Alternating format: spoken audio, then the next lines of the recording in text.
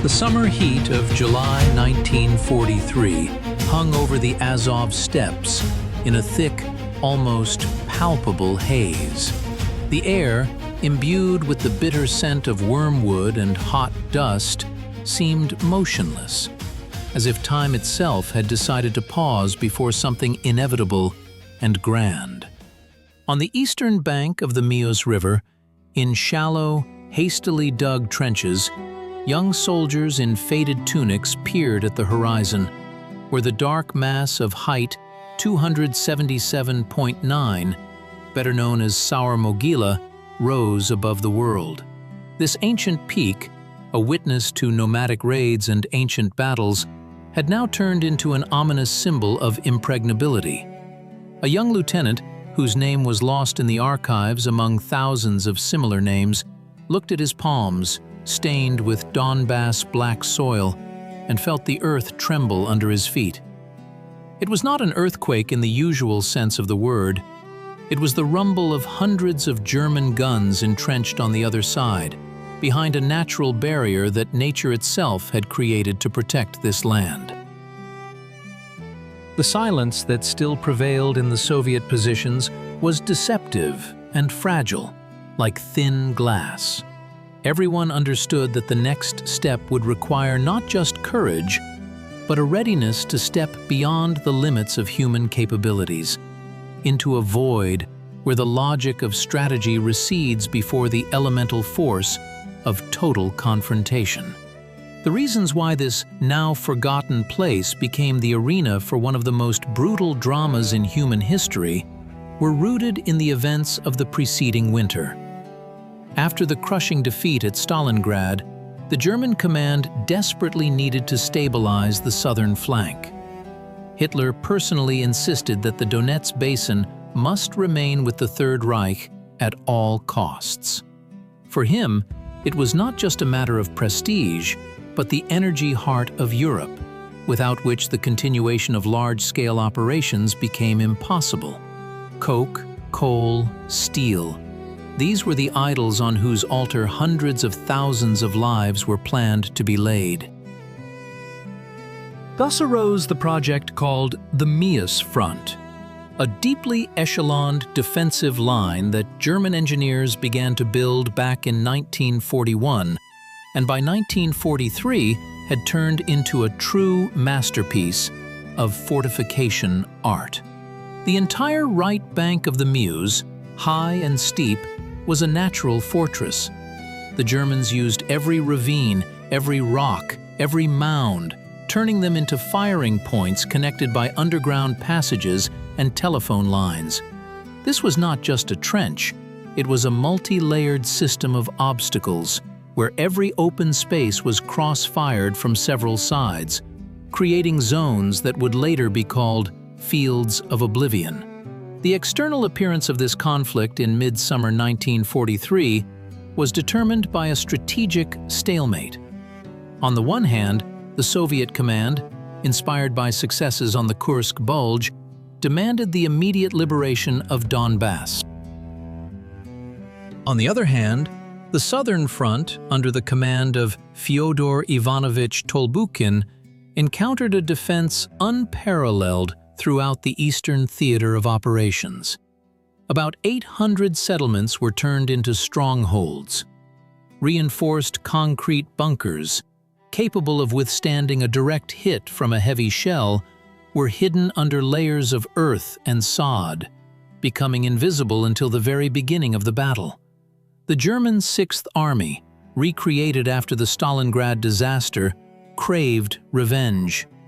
Wehrmacht soldiers, among whom were elite divisions such as the Totenkopf Panzer Division, stood behind these fortifications with the fanaticism of people who had nothing to lose. They called the Mius their border, beyond which an abyss began for them.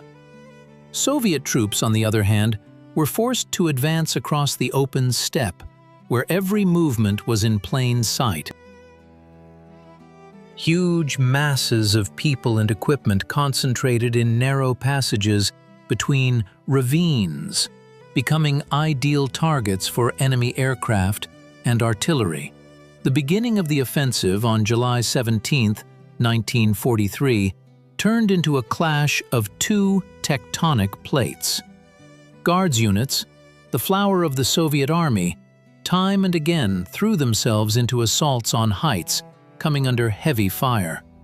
In some sectors, the artillery density reached 100 or more guns per kilometer of front, but even such a storm of metal could not always suppress the enemy's concrete nests. The internal tension of this confrontation was hidden in the headquarters and in the souls of commanders who made decisions on which the fate of millions depended.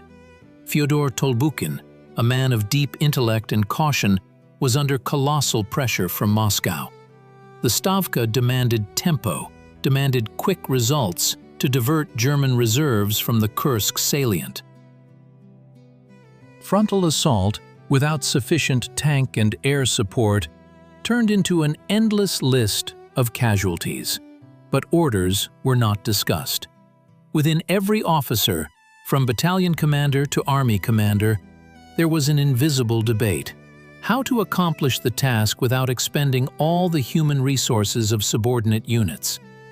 The soldiers, in the epicenter of this fiery vortex, experienced what cannot be described in official reports. It was a feeling of absolute fatality. When battalions went on the attack and did not return after 15 minutes, the next echelon already knew what awaited it. Eyewitnesses recalled that the heat was so intense that machine gun barrels deformed and water in flasks became hot as boiling water. The internal choice of each soldier was to find the strength within himself to rise from the dusty ground and run forward, when everything around screamed about the impossibility of success. The ideological clash on the banks of the Mius went far beyond the struggle for territory or coal mines. Here, two fundamentally different systems of values and perceptions of war met.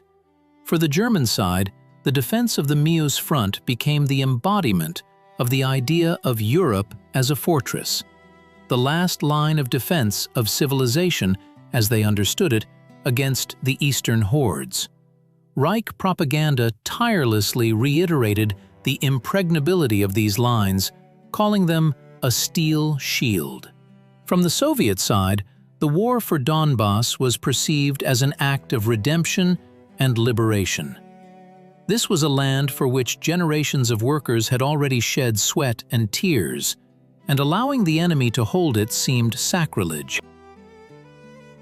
The conflict acquired the character of an existential battle, where self-sacrifice was elevated to the rank of the highest virtue. The paradox was that both sides used similar methods of mass influence, but the goals were diametrically opposed. On the Mius, two wills to victory clashed, each ready to ignore any losses to achieve results. Here, the very concept of total war was tested for strength, where human life became merely a number in a statistical report, and success was measured by an advance of several hundred meters per day. The situation changed radically in mid-August 1943, when the Soviet command decided to change the tactics of frontal assaults to more flexible maneuvers. The moment of transformation came when it became clear that exhausting the enemy had borne fruit. German reserves were depleted by attempts to counterattack the breakthrough units. A turning point in consciousness occurred. Instead of assaulting every height head-on, the troops of the Southern Front began to probe for weak points at the enemy's unit junctions. On August 13th, a large-scale offensive began, which in its power surpassed all previous attempts. This was a moment of truth. The German command, confident in its ability to hold the line indefinitely, suddenly discovered that Soviet tank wedges began to bypass their fortified areas from the flanks. Faith in the impregnability of the Mius Front was shaken. Colonel General Karl Adolf Hollet, commander of the 6th Army of the Wehrmacht, requested permission to retreat, but Hitler, true to his tactic of not a step back, refused. This hesitation in decision-making on the part of the Supreme German Command gave Soviet troops the very chance they had been waiting for many months. The energy of accumulated anger and pain for fallen comrades transformed into a swift thrust. The culmination of events unfolded around Saur-Mogila in the last days of August. This height was the key to the entire region. Whoever owned it controlled supply routes and saw troop movements for tens of kilometers around. The assault on Saur-Mogila became the apotheosis of the entire Mius operation. It was the converging point of all efforts, all prayers, and all curses. Fighters of the 5th Shock Army stormed slopes that were literally plowed over by shells. In some places, the earth was so densely mixed with metal that it appeared gray and lifeless. On August 30th, 1943, a red banner was raised over the wounded summit. This signified the final collapse of German defenses in the south. At this moment, thousands of fates merged into one common history of victory. German units, fearing complete encirclement, began a hasty retreat to the west, abandoning equipment and supplies. The iron door, which they had so carefully locked for 2 years, was torn out by the roots. The denouement came suddenly for those who believed in the eternity of the Reich, and became a natural outcome for those who did not cease to fight in the most hopeless conditions. The significance of the battles on the Mius Front long remained in the shadow of larger operations, such as the Battle of Kursk or the forcing of the Dnieper. However, it was here, in the steppes of the Azov region, that the German soldiers' belief in the possibility of stopping the advance of Soviet troops was finally broken.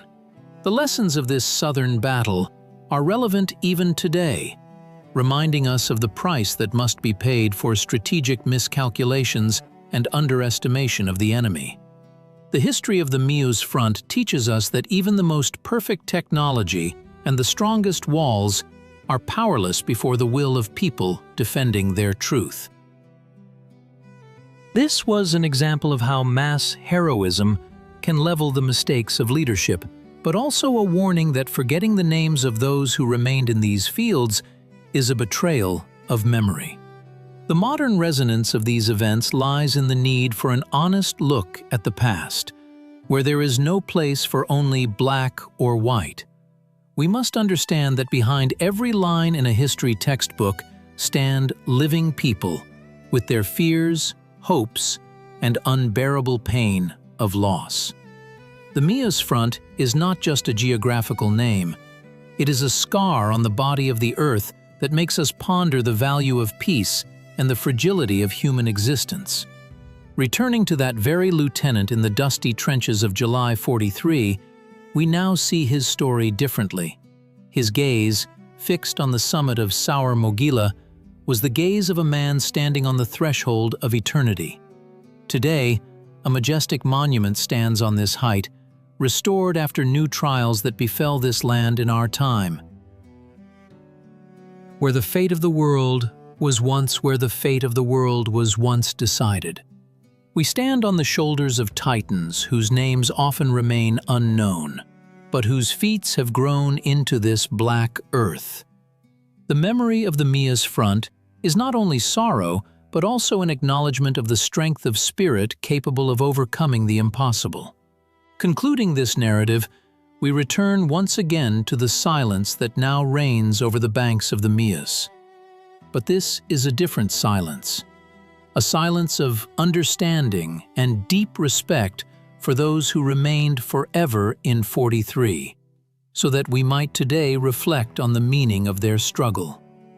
The history of this battle is full of paradoxes. Why, despite having colossal superiority in engineering support, were German troops unable to hold the front? The answer lies in the fact that any defense is only strong as long as the spirit of its defenders is alive. By the end of August 1943, This spirit had been undermined by the realization of the senselessness of further resistance. The Soviet side, on the contrary, despite monstrous losses and command errors, found the strength for every new strike. It was a clash of mathematics and passion, where ultimately the will to live triumphed. We often speak of war as a chess game between generals, forgetting that every piece on that board was a living person with their own unique universe within. The Mius Front became the place where these universes collided with such frequency and power that the sparks of this collision are still visible through the decades. It is worth noting how the perception of this operation changed in the post-war years. For a long time, it was preferred to keep silent about it or mention it in passing, as the scale of losses in frontal assaults did not fit into the idealized picture of a triumphant procession. However, it is precisely this truth that makes the feat of the soldiers even more significant. They moved forward not because it was easy or safe, but because there was no other way. Every inch of land liberated in those days was paid for with a measure that cannot be measured by money or resources. It was a measure of the human soul.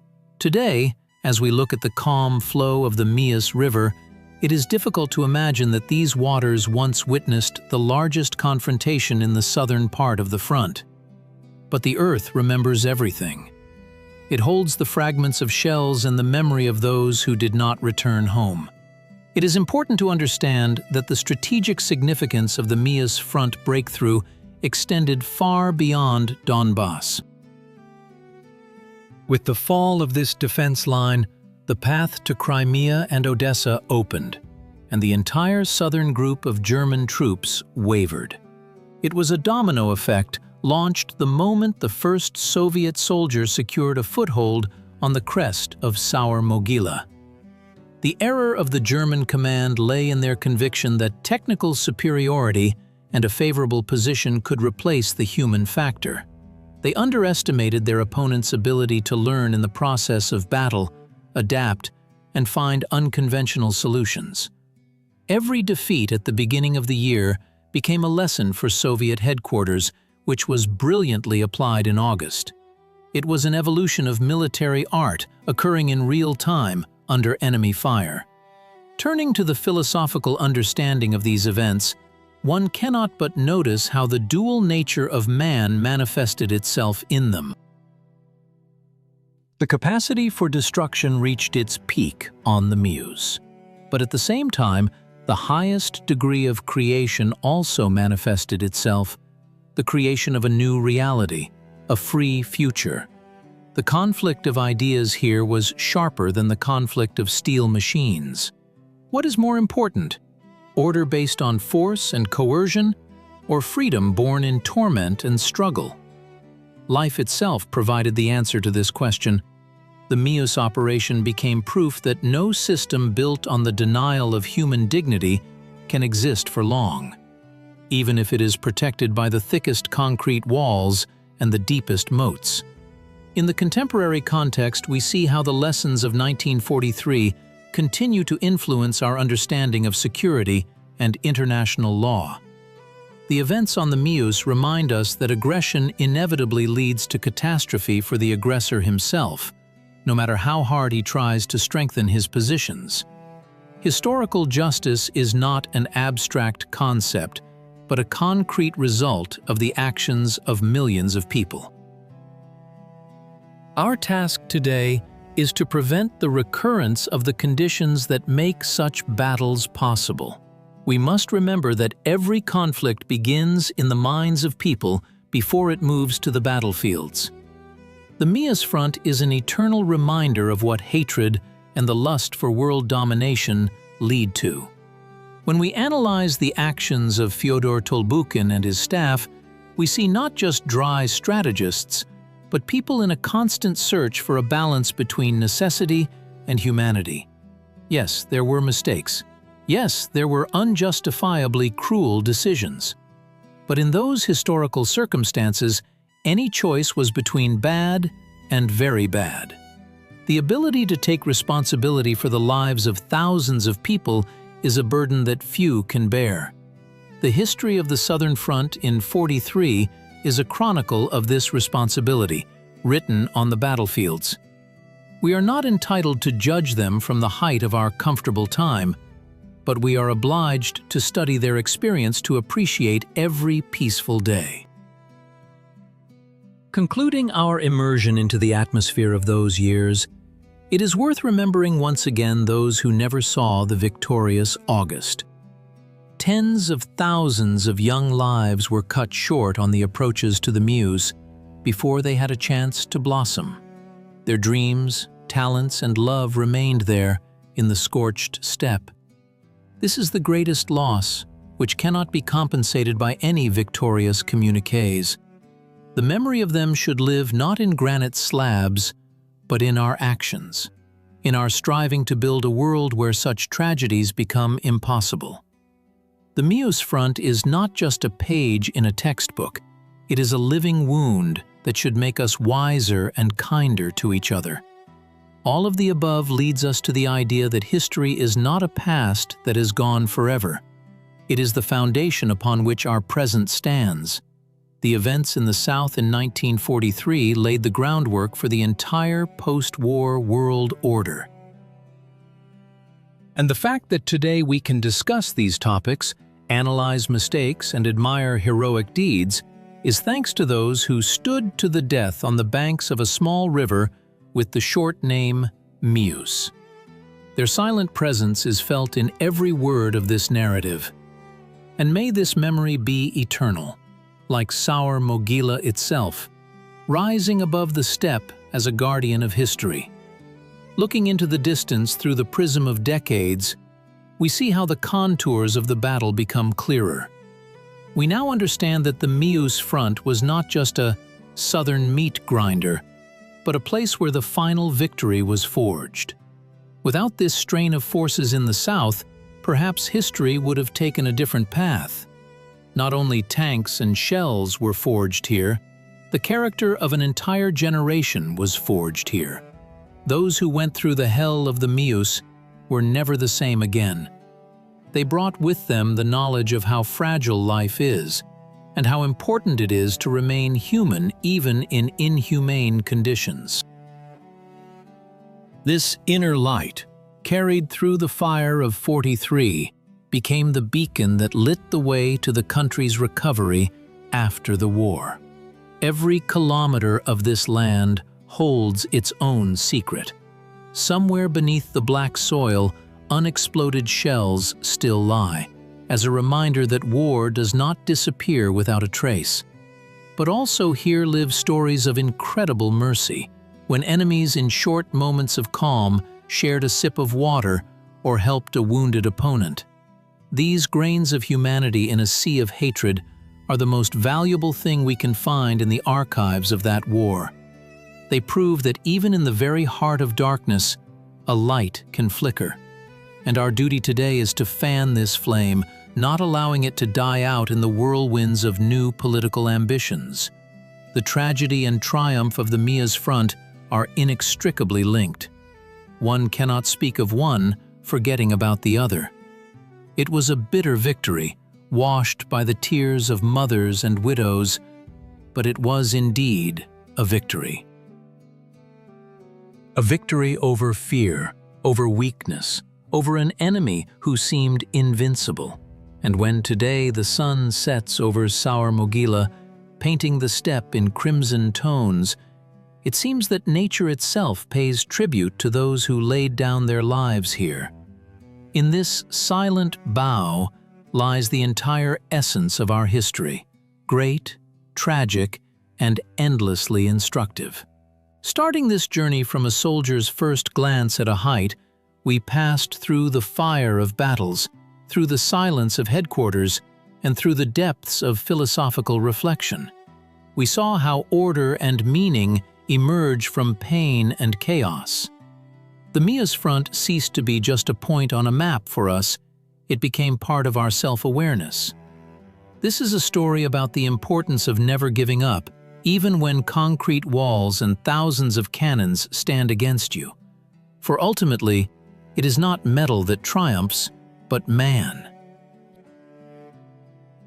And this lesson, learned on the banks of the Mius in 1943, remains the most important legacy we received from that heroic and terrible time. Concluding this narrative, we return once again to the beginning, to that very hot July day. Now we know what happened next. We know the price of every step. We know that in a month and a half, the long-awaited peace will come to the region, bought at a price difficult to comprehend. But the lieutenant in the trench does not yet know this. He simply makes his choice, to stand up and move forward. And in this simple act of will lies the whole mystery of history, all its power and all its hope. May the memory of him and millions like him be for us not only a burden of the past, but also a source of inspiration for building a future worthy of their sacrifice. The Mius Front will forever remain in our hearts as a symbol of inflexibility and true love for one's land, which is stronger than any metal and any oblivion. In the modern world, where information spreads instantly and events succeed one another with dizzying speed, it is important to be able to pause and gaze upon such monumental pages of our past. The Mius Front teaches us patience and resilience. It reminds us that great goals require great effort, and that no labor aimed at defending one's home is in vain. This battle, long overshadowed by other events, finally finds its true place in popular memory, becoming a guide for new generations. And this, perhaps, is the most important outcome of those distant events. Walking through the sites of past battles, we see how nature has healed the wounds of the earth. Gardens bloom where craters once were, and wheat sways on the slopes of the heights. Life always triumphs. But this victory is possible only because people once stood here, ready to give everything so that their children would not know the horrors of war. And if we remember this, if we cherish this fragile peace, then their sacrifice was not in vain.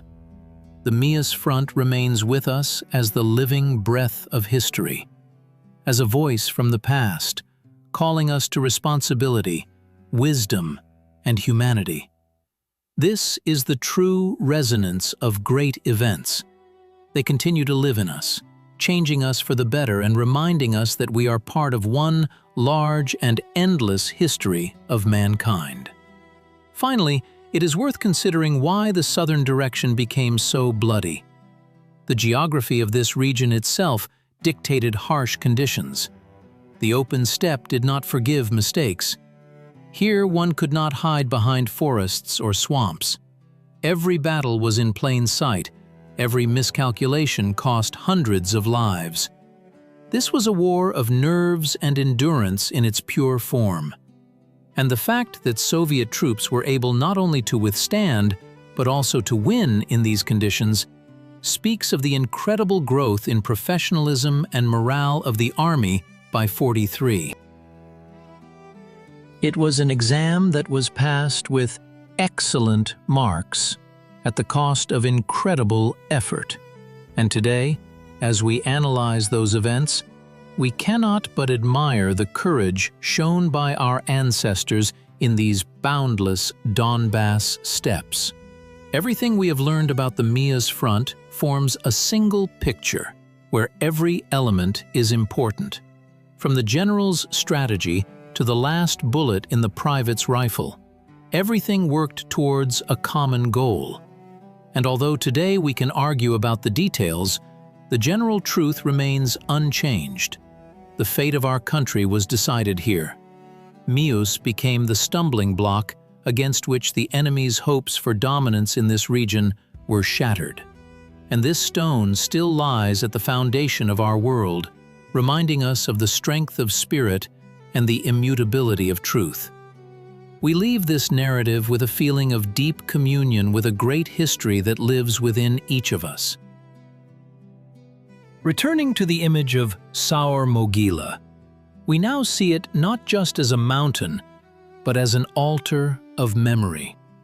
It rises above the world, involuntarily forcing every passerby to lift their eyes to the sky. In this upward gaze lies the essence of human striving for the better, for light, for freedom. And as long as we are able to look this way, as long as we remember those who gave us this opportunity, the history of the Mius Front will continue in our hearts, in our deeds, and in our love for life.